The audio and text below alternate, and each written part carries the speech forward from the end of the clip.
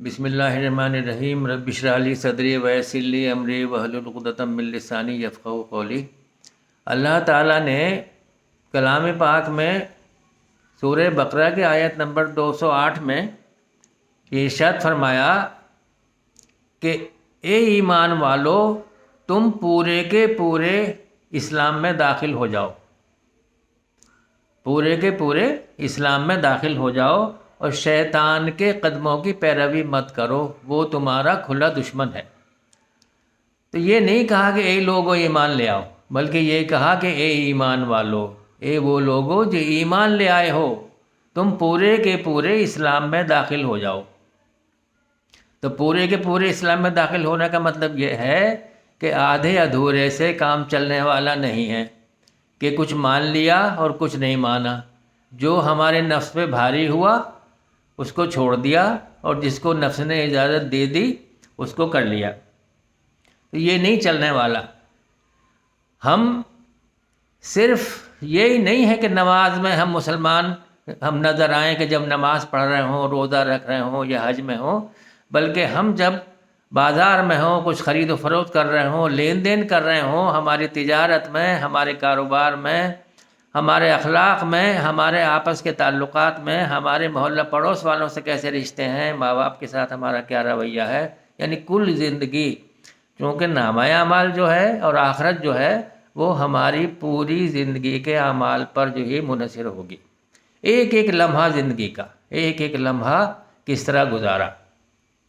صرف کچھ عبادتیں کرنے کا نام اسلام نہیں ہے کہ ہم نے کچھ تھوڑی سی باتیں مان لی اور کچھ کر لیا، بس وہ ہمارا جو ہے اسلام ہو گیا۔ ایک اور آیت ہے سورہ بقرہ کی 85 نمبر آیت ہے، اس میں اللہ تعالیٰ نے کہا کہ کیا تم کتاب کے ایک حصے کو مانتے ہو اور ایک حصے سے انکار کرتے ہو؟ یہ بنی اسرائیل کو مخاطب کر کے اللہ تعالیٰ نے ارشاد فرمایا کہ کیا تم کتاب کے ایک حصے کو مانتے ہو، ایک حصے پہ ایمان رکھتے ہو اور دوسرے حصے کا انکار کرتے ہو، دوسرے حصے سے کفر کرتے ہو؟ پھر تم میں سے جو کوئی ایسا کرے، پھر تم میں سے جو کوئی ایسا کرے تو اس کی کیا سزا ہے سوائے اس کے کہ دنیا میں اس کو ذلیل و خوار کر دیا جائے اور آخرت میں اس کو شدید عذاب کی طرف جو ہے دھکیلا جائے۔ بڑی سخت بات ہے یہ۔ اور اس کے آگے یہ کہا، اس کی اگلی آیت میں، کہ یہ وہ لوگ ہیں جنہوں نے آخرت بیچ کر دنیا کی زندگی کو خرید لیا ہے۔ آخرت بیچ کر دنیا کی زندگی کو خرید لیا ہے، نہ ان کی سزا میں کوئی تخفیف ہوگی، یعنی کہ نہ ان کی سزا کچھ کم ہوگی اور نہ ان کو کوئی مدد حاصل ہوگی، نہ ان کو کوئی مدد پہنچائی جائے گی۔ اب ہم دیکھیں، ذرا غور کریں کہ کیا ہم کچھ مان رہے ہیں اللہ کے احکام کو اور کچھ کو نہیں مان رہے، اور کیا ہماری زندگی تو ایسی نہیں ہے؟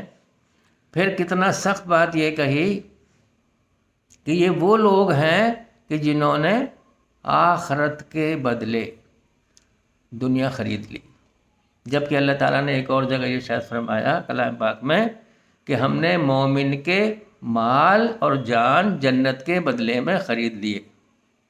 تو ہم اگر مومن ہیں اور ایمان والے ہیں تو ہماری تو جان اور مال بک گیا، پھر اب ہمارا اپنی جان پہ اور مال پہ کوئی اختیار نہیں ہے۔ اور جب ہمارا کوئی اختیار نہیں ہے تو جس طرح سے ہمارا معبود کہے گا، جس طرح سے ہمارا مالک کہے گا، ہمیں اس طرح سے زندگی گزارنی ہوگی۔ اور اگر ہمیں اپنا اختیار رکھنا ہے تو پھر یہ ہوا کہ ہم نے آخرت کے بدلے میں ہم نے دنیا کی زندگی کو خرید لیا اور ہم اپنی من مرضی کی زندگی گزار رہے ہیں۔ تو ہمیں کیا کرنا ہے کہ ہمیں من مرضی کی زندگی کو چھوڑنا ہوگا اور کل کا کل، پورے کے پورے، یہ حکم جو ہے کہ پورے کے پورے اسلام میں داخل ہو جاؤ، یہ پورے کے پورے اسلام میں داخل ہونا ہوگا۔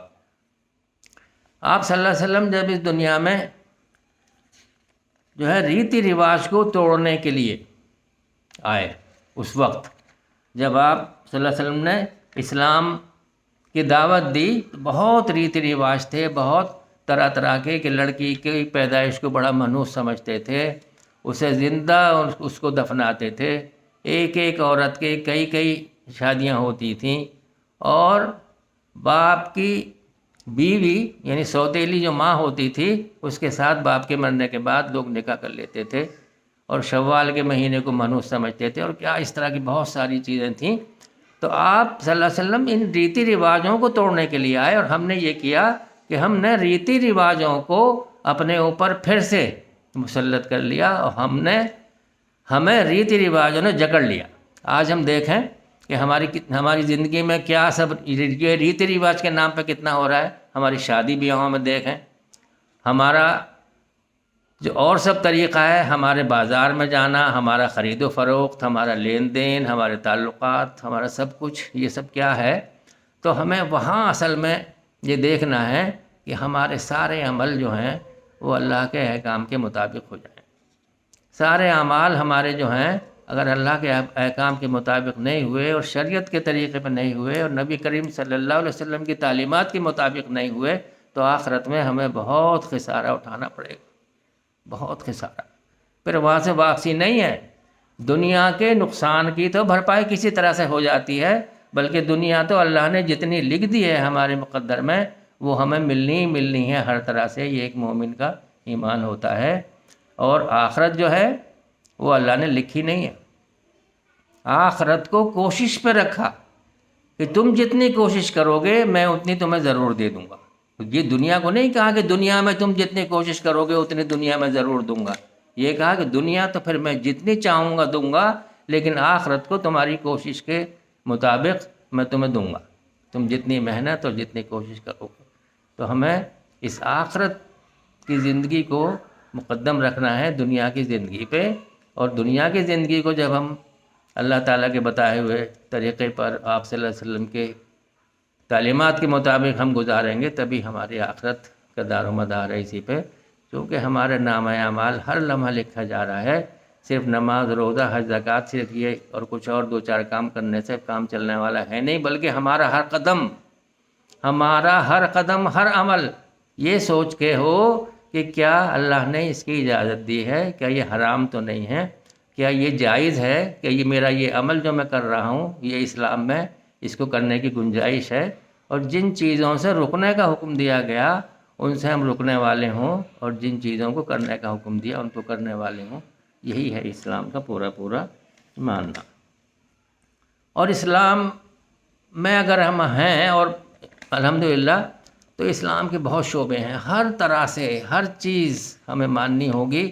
یہ شرم و حیا کا معاملہ یہ ہے کہ یہ کہا کہ حیا جو ہے اور ایمان ایک ساتھ رہتے ہیں، اگر ایک جاتا ہے تو دوسرا چلا جاتا ہے. تو حیا ایمان کا جو ہے جز ہے. آج ہم دیکھیں کس قدر بے حیائی چاروں طرف پھیلی ہوئی ہے. ہمیں اپنے بچوں کو بھی اور اپنے سب جو ہمارے متعلقین کو اس بات کی تعلیم دینی ہے اور ان کی تربیت کرنی ہے بچوں کی کہ ان میں حیا باقی رہے. اور حیا اگر نہیں ہے تو پھر اسلام جو ہے بہت ہی مشکل ہے کہ وہ ہم اس پہ پورے اس پہ چل پائیں. ہم جو بہک جاتے ہیں.